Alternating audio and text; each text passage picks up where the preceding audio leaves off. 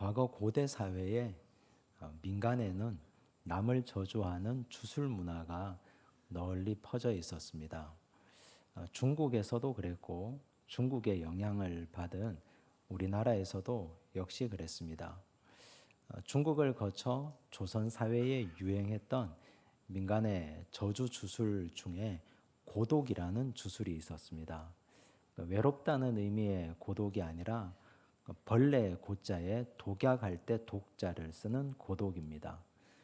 고독의 주술 방법은 이렇습니다. 거대한 항아리를 하나 준비합니다. 그 항아리 안에 각종 독을 가진 독충들을 최대한 많이 모아서 다 집어넣습니다. 최대한 많이 모아서 넣어야 됩니다. 그리고 거기에다가 파충류 몇 마리도 같이 집어넣습니다. 그리고 뚜껑을 꼭 닫아둡니다. 한 잔 동안 그대로 둡니다. 몇 날 며칠을 둡니다. 그리고 나서 뚜껑을 열면 어떤 일이 일어나 있겠습니까? 다 죽어 있든지 한 마리만 살아남습니다. 다 죽어버리면 못하는 것이고 한 마리만 살아남으면 그 살아남은 것을 가져다가 불에 태웁니다. 그리고 가루를 만듭니다. 그 가루를 내가 죽이고 싶은, 저주하고 싶은 사람 음식에 태워서 먹입니다. 생각만 해도 끔찍하지 않습니까? 그 가루를 먹고 사람이 죽고 죽지 않고의 여부를 떠나서 이건 그 자체로서 굉장히 끔찍한 일입니다. 그래서 조선 사회에서는 이 고독의 주술을 쓰다가 발각이 되면 엄벌에 처했습니다. 사면도 해주지 않을 정도로 중죄로 다스렸습니다. 사람이 이처럼 악할 수 있습니다.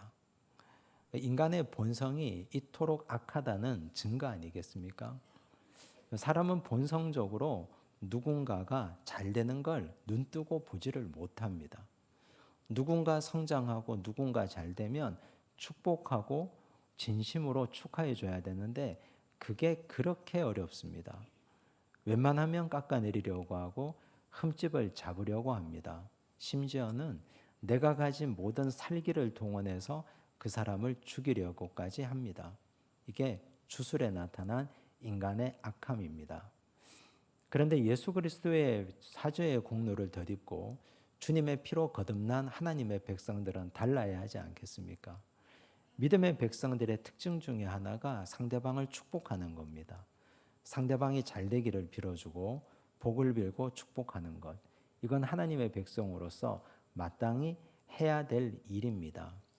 오늘 우리가 읽은 하나님 말씀을 보면 야곱이 바로를 축복한 장면이 나옵니다. 이 내용을 통해서 우리 인생의 약함을 보고 또 악함도 보고 우리도 누군가를 위해서 축복하고 복을 비는 사람이 되는 그런 은혜를 결단하는 시간이 되기를 간절히 바랍니다. 흉년이 2년 지나고 아직 흉년이 5년이나 남았습니다. 요셉은 아버지 야곱과 가족들을 다 제대로 모시고 싶었습니다. 이집트로 데려왔습니다. 초대했습니다. 그리고 요셉은 대단히 지혜로운 인물이었습니다.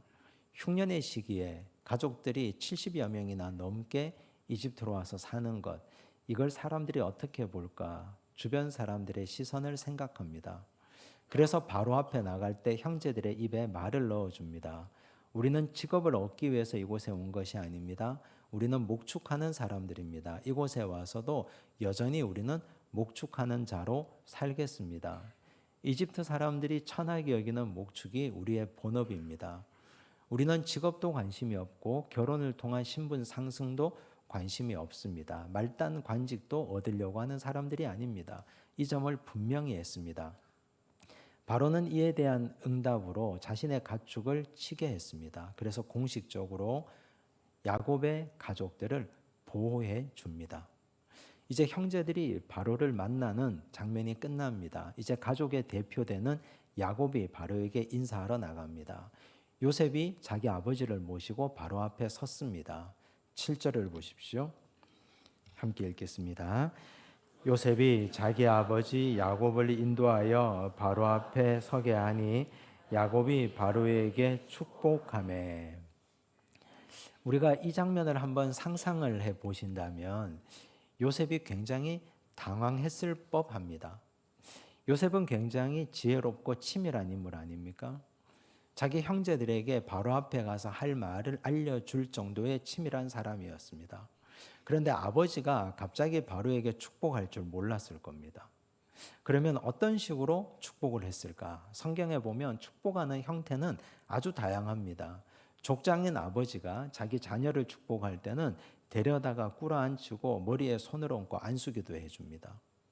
또는 모든 사람들이 함께 믿는 사람들이라면 한자리에 모여서 식탁의 교제를 나누면서 눈을 감고 기도하고 하늘에 계신 전능하신 하나님을 향하여 기도한 후에 그 자리에 있는 사람들을 향하여 복을 빌어줍니다. 아마 그런 형태의 축복은 아니었을 겁니다. 왜냐하면 현실적으로 불가능하기 때문입니다. 바로를 무릎을 꿇릴 수 있습니까? 거기 가서 머리에 손을 얹을 수 있습니까? 그 자리에 있는 사람들 다 눈을 감으라고 하고 축복기도 할 수는 없는 것 아니겠습니까? 그렇다면 여기서 야곱이 바로에게 축복했다는 건 하나님의 이름으로 복을 빌었다는 뜻입니다. 누구에게 축복했는가, 어떤 형태로 복을 빌었는가, 이건 별로 중요하지 않습니다. 여기서 진짜 중요한 것은 야곱이 누군가에게 축복했다는 사실입니다. 그건 야곱의 이력을 보면 알 수 있습니다. 야곱이 어떤 인간이었습니까? 그는 지금까지 복을 빈 적이 단 한 번도 없습니다. 누구에게도. 놀라운 사실은 야곱의 이야기가 창세기에 굉장히 많은 분량을 차지하는데 그는 남의 복을 가로챈 사람이었고 복을 갈망했던 사람이었지만 그러나 자기 입으로 누구도 축복하지 않았던 인물입니다. 지금까지. 그가 형 에서의 복을 가로채지 않습니까? 창세기 27장 19절 말씀을 보십시오. 함께 읽겠습니다. 야곱이 아버지에게 대답하되 나는 아버지의 맏아들 에서로소이다. 아버지께서 내게 명하신 대로 내가 하였사오니 원하건대 일어나 앉아서 내가 사냥한 고기를 잡수시고 아버지 마음껏 내게 축복하소서. 거짓말을 합니다. 그가 아버지에게 복을 받기 위해서 형 에서의 옷을 입었습니다. 눈이 어두운 아버지 앞에 가서 제가 아버지의 맏아들 에서입니다 라고 합니다. 내가 사냥한 고기를 마음껏 잡수시고 내게 축복해 달라고 거짓말합니다. 남의 복을 가로챘던 인물입니다. 복을 너무 갈망한 나머지 형 에서의 복을 장자권을 가로챈 인물이 야곱이었습니다. 그뿐만이 아닙니다. 그는 하나님 앞에서도 복을 갈망했던 인물입니다. 야복 강가에서 하나님을 만납니다. 하나님과 씨름합니다. 하나님께 이렇게 말합니다. 창세기 32장 26절입니다. 함께 읽습니다. 그가 이르되 날이 세려하니 나로 가게 하라. 야곱이 이르되 당신이 내게 축복하지 아니하면 가게 하지 아니하겠나이다. 이 정도로 그는 복을 사모했습니다. 하나님을 붙잡고 놓아주지를 않습니다. 내게 축복해 달라고. 그래서 하나님이 그에게 축복합니다. 그의 이름을 야곱에서 이스라엘로 바꾸어 주셨습니다. 복을 사모하는 것, 그건 문제될 것이 없습니다. 하나님의 백성들이 하나님께 복 받고자 하는 것이 왜 문제입니까? 그런데 남을 속였다는 것이 문제 아닙니까? 다양한 형태로 다양한 사람들을 속이고 거짓말했습니다. 어쨌든 그는 그렇게 해서 복을 받고 그 복을 누리고 살았습니다. 문제는 그 복을 누리고 평생 동안 그 복을 가두어 놓고 살고 한 번도 복을 베풀어 본 적은 없는 인물이 야곱이었습니다. 130이 될 때까지. 성경을 보면 그가 두 번에 걸쳐 남에게 복을 비는 장면이 나오는데 오늘 읽은 본문이 그 첫 번째요. 두 번째가 자식들을 침상 위에 다 불러놓고 세상을 떠나기 전에 한 사람 한 사람 이름을 부르며 축복합니다. 그러니 결론적으로 말하면 그가 피부치 아닌 타인에게 축복한 건 여기가 처음이자 마지막입니다. 바로에게 축복한 것. 여러분, 믿음의 사람들의 삶의 본질이 무엇입니까? 시편 1편을 보면 복 있는 사람 이야기가 나옵니다. 시편 기자가 말하는 복 있는 사람은 시냇가에 심은 나무라고 했습니다. 여러 나무들이 있습니다. 시냇가에 심겨졌다는 것 자체가 큰 은혜를 받은 겁니다. 복을 받은 겁니다. 어떤 나무는 사막에 심겨진 나무도 있습니다. 어떤 나무는 황폐한 어떤 곳에 외딴 곳에 심겨진 나무도 있습니다. 그런 나무는 얼마나 살아남기가 힘들겠습니까? 그런데 시냇가에 심겨졌습니다. 뿌리가 깊게 내려가면 물 근원과 닿습니다. 그러면 땅 위가 아무리 말라도 건조해도 그 나무는 생존할 수 있습니다. 믿음의 백성들의 삶이 이렇습니다. 세상이 힘겨워도 어려운 인생이 지속되어도 우리는 하나님의 말씀 위에 뿌리 박은 존재들입니다. 그래서 우리는 이미 복받은 사람들입니다. 은혜가 풍성한 사람들 아닙니까? 우리는 은혜를 받고 우리는 복을 받은 존재들입니다. 그래서 이 나무가 성장하고 자라서 열매를 맺게 됩니다. 뿌리가 튼튼하면 당연히 열매를 맺는 것 아닙니까? 그러면 그 열매는 누구의 것입니까? 나무가 열매를 맺었다고 해서 그 나무가 열매를 먹을 수 있는 건 아닙니다. 시냇가에 쉬기 위해서 온 사람들, 그들에게 나무는 그늘을 제공하고 열매를 제공합니다. 내가 열매를 맺어서 주변 사람들에게 열매를 나누어주고 복을 나누어줘야 믿는 사람들의 삶이 완성이 되는 겁니다. 그래서 믿음의 백성들은 하나님의 은혜 아래 복을 받았고 그 복을 나누어줘야 그 삶이 하나님께서 기뻐하시는 삶이 되는 것 아니겠습니까? 야곱의 인생은 이런 측면에서 보면 엉망이었습니다. 130이 될 때까지 누구에게도 복을 나누어 주지도 않았고 복을 빌어본 적도 없는 사람이었습니다. 하나님께서 야곱의 할아버지인 아브라함을 부르실 때 이렇게 말씀하십니다. 창세기 12장 1절과 2절입니다. 함께 읽습니다. 여호와께서 아브라함에게 이르시되 너는 너의 고향과 친척과 아버지의 집을 떠나 내가 네게 보여줄 땅으로 가라. 내가 너로 큰 민족을 이루고 내게 복을 주어 내 이름을 창대하게 하리니 너는 복이 될지라. 너는 복이 될지라. 여기서 말하는 복 베라카. 베라카라는 말은 선물이라는 뜻입니다. 하나님께서 아브라함에게 너는 복이 될지라 말씀하신 건 너는 가는 곳마다 선물이 되어라 하는 뜻입니다. 누구를 만나든지 어떤 사람을 만나든지 아브라함이라는 인격 그 존재 자체가 그가 만나는 사람에게 선물이 되라는 뜻입니다. 그는 그렇게 살았습니다. 그의 존재와 그의 인격과 그의 말과 그의 행위 모든 것이 그가 만나는 사람에게는 선물이었습니다. 아브라함을 만나는 사람은 행복했고 아브라함을 만나는 사람은 즐거웠습니다. 선물 받은 것처럼. 그렇게 그는 선물로서의 값어치와 선물로서의 존재의 의미를 지키고 살았습니다. 그런데 그의 손자인 야곱은 어땠습니까? 야곱의 인생을 한번 보십시오. 그를 만나는 사람에게 야곱은 선물입니까? 재앙입니까? 피하고 싶은 존재? 부담스러운 존재입니까? 그의 형 에서의 입장에서 야곱은 어떤 존재입니까? 피하고 싶은 사람. 재앙 아니었습니까? 나를 속인 존재. 아버지 이삭과 어머니 리브가에게 아들 야곱은 어떤 존재입니까? 평생 동안 큰 근심을 안겨준 존재 아닙니까? 그의 아내들이 4명이 있습니다. 그 중에 레아. 레아에게 남편 야곱은 어떤 사람이었습니까? 그렇게 사랑받고 싶었는데, 인정받고 싶었고 존중받고 싶었는데 한평생 사랑하지 않았고 인정해주지 않았고 그에게 따뜻한 말 한번 해주지 않은 못난 남편이었습니다. 레아에게 남편 야곱은 선물이 아니었습니다. 평생 마음에 대못을 박은 마음의 큰 짐이었고 부담이었습니다. 아들이 12이 있습니다. 그 중에 요셉과 베냐민을 제외한 10명의 아들에게 아버지 야곱은 어떤 사람입니까? 내가 이 집에 태어나서 내 아버지 야곱 때문에 내 인생 망쳤다고 생각했던 그 10명의 아들들 아닙니까? 자녀들에게도 야곱은 선물이 아니었습니다. 부인에게도 만나는 사람에게도 주변 사람들에게도 모든 사람들에게도 130이 될 때까지 그의 존재는 선물은커녕 재앙 덩어리였습니다. 그런 존재였습니다. 여러분은 주변 사람들에게 어떤 존재입니까? 나는 믿는 사람 아닙니까?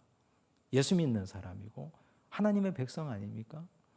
우리가 아브라함을 믿음의 조상이라고 부르고 닮고 싶어 합니다. 입장을 바꿔놓고 상대방 입장에서 나라는 존재를 객관적으로 보십시오. 나는 내 가족에게, 특별히 내가 정말 살부대 끼고 사는 사람들에게, 매일같이 얼굴 마주하는 사람들에게 나는 어떤 인격체인가? 난 어떤 존재인가? 그거 생각하며 살아야 됩니다. 하나님은 우리에게 선물이 되라고 말씀하셨습니다. 그러면 우리가 선물의 삶을 살아내야 될 것 아닙니까? 복의 삶을 살아가야 될 것 아닙니까?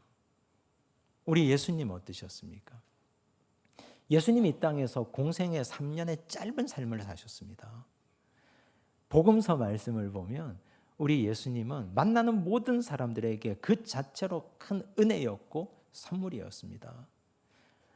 남편 문제로 고민하고 있었던 사마리아 수가성의 여인, 이 여인이 예수님을 만났습니다. 물동이를 버려두고 마을로 내려가서 예수를 그리스도라고 전한 사람이 되었습니다. 인생이 바뀌었습니다. 예수님인 그 산물을 만나고 그녀의 인생이 바뀝니다. 니고데모, 유대인의 관원입니다. 돈 많은 부자입니다. 걱정 근심이 없는 사람이었습니다. 그런데 예수를 만나고 그의 인생이 복잡해집니다. 과연 진리가 무엇일까? 그가 한밤중에 예수님을 찾아옵니다. 죄사함, 거듭남, 이 문제에 대해서 고민하다가 예수님을 만나고 인생이 바뀝니다. 선물을 제대로 만난 겁니다. 38년 된 병자, 베데스다 연못가에서 병 낫기를 구하면서 38년 동안 주변과 사람들을 저주하며 살았던 인생 아닙니까? 이분이 예수님을 만났습니다. 선물을 받은 겁니다. 인생이 바뀌었습니다. 각색 병자들, 귀신 들린 사람들, 복음서에 나오는 수많은 사람들이 예수라는 선물을 받고 그의 인생이 완벽하게 바뀝니다. 그건 오늘 우리에게도 마찬가지입니다. 오늘 이 땅에 사는 수많은 사람들, 우리가 해결할 수 없는 문제가 있습니다. 죽음의 문제, 죄의 문제 해결할 수 있습니까? 어떤 인간도 죄와 죽음의 문제 해결할 수 없습니다. 그런데 예수라는 선물을 받고 나니 십자가에서 예수님이 죄 문제 해결하셨고 죽음의 문제 부활로 해결하셨습니다. 선물 아닙니까? 우리는 예수님의 제자입니다. 우리도 주변의 모든 사람들에게 선물이 되셔야 됩니다. 복이 되셔야 됩니다. 그 복을 선포하라고, 그 복을 나누어 주라고 예수님을 3년간 열심히 따라다닌 베드로가 이렇게 전합니다. 베드로전서 3장 8절과 9절입니다. 함께 읽습니다. 마지막으로 말하노니 너희가 다 마음을 같이하여 동정하며 형제를 사랑하며 불쌍히 여기며 겸손하며 악을 악으로 욕을 욕으로 갚지 말고 도리어 복을 빌라. 이를 위하여 너희가 부르심을 받았으니 이는 복을 이어받게 하려 하심이라. 복을 빌라고 합니다. 이를 위하여 너희가 부르심을 받았다고 합니다.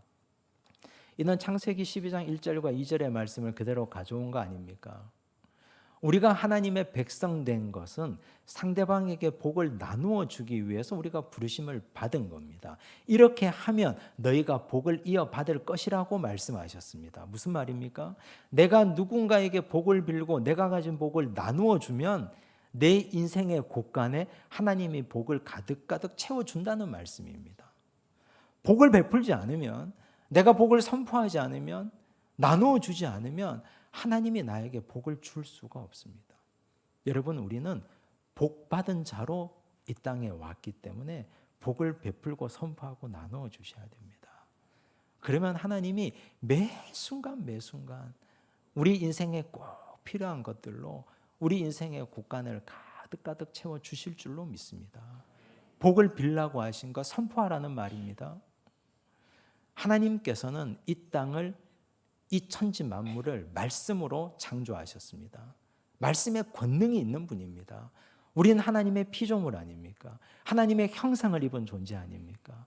우리도 하나님처럼 말의 권세가 있습니다. 내가 복을 빌면, 내가 누군가를 향하여 복을 선포하면 그 복이 권세가 있어서 그 말이 현실로 이루어진다는 말입니다.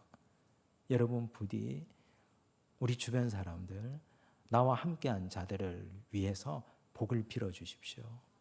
기도할 때도 복의 기도를 해주시고, 일상생활을 하실 때도 행복한 언어, 좋은 언어로 상대방을 축복해 주십시오.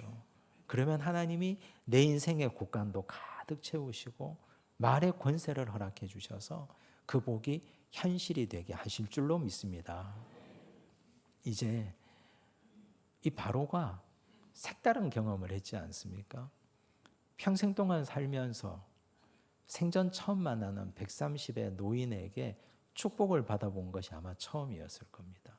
감히 지금까지 누가, 어떤 존재가 이집트의 절대 왕권을 가진 지존 파라오에게 와서 축복을 해줬겠습니까? 그런데 이 축복을 받은 바로가 아주 색다른 질문을 합니다. 8절을 보십시오. 함께 읽습니다. 바로가 야곱에게 묻되 내 나이가 얼마냐? 궁금해졌습니다.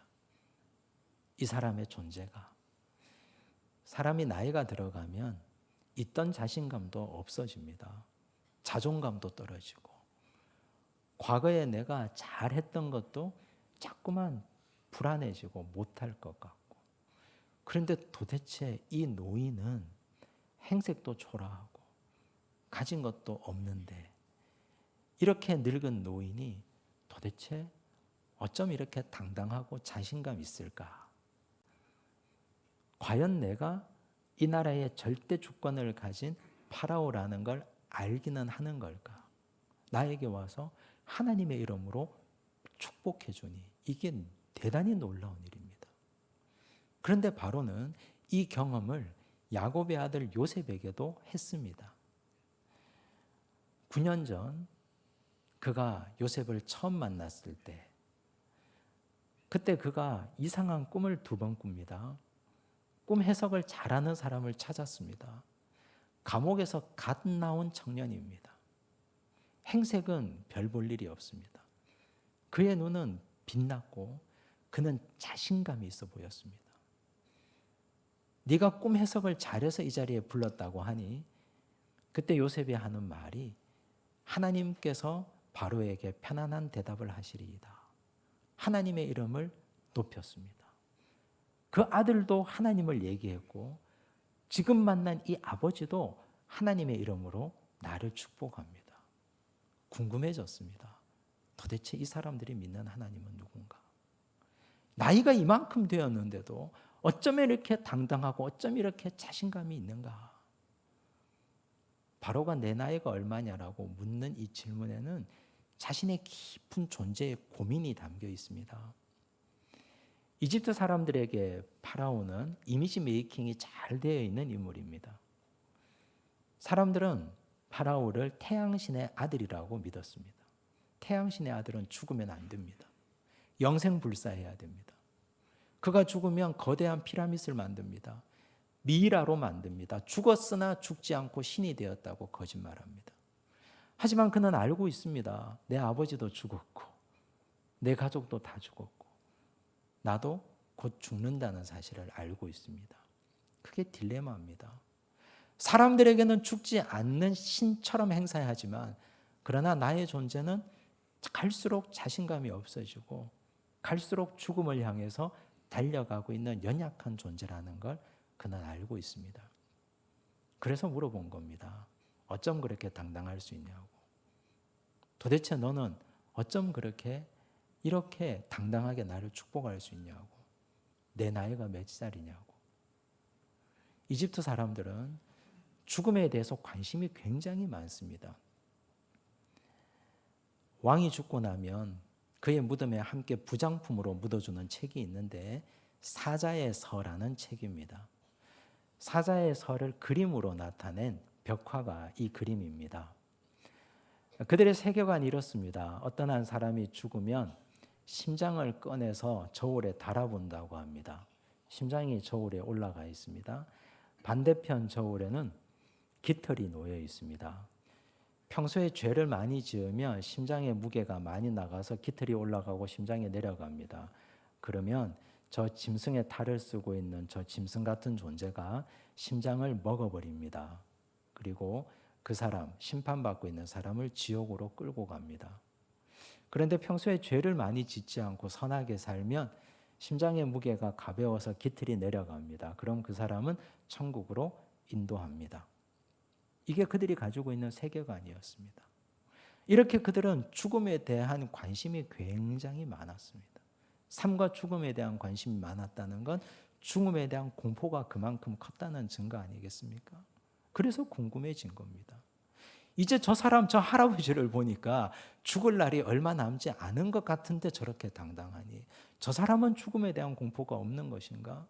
나는 모든 권력을 다 가지고 있는데도 자꾸만 죽음을 향하여 두려움을 느끼고 있는데, 여러분, 이 지점에서 중요한 것이 있습니다.